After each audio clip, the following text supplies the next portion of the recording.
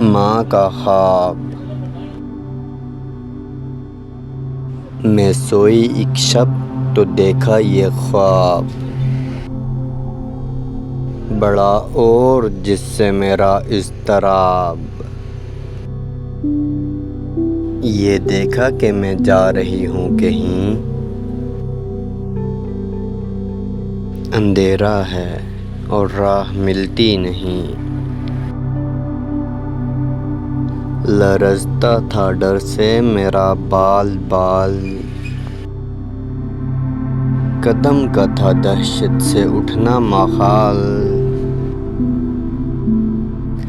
जो कुछ हौसला पाके आगे बढ़ी,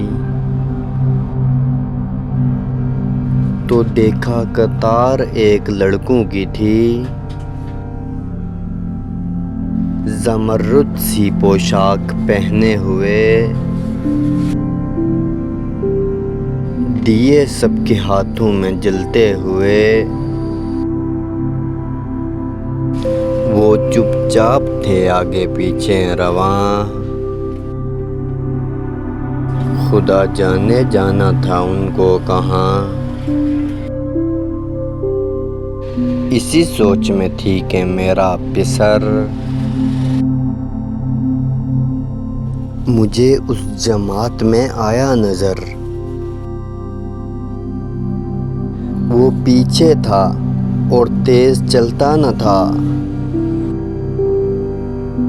दिया उसके हाथों में जलता न था।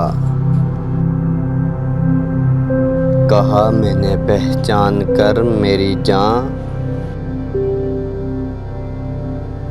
मुझे छोड़ के आ गए तुम कहाँ।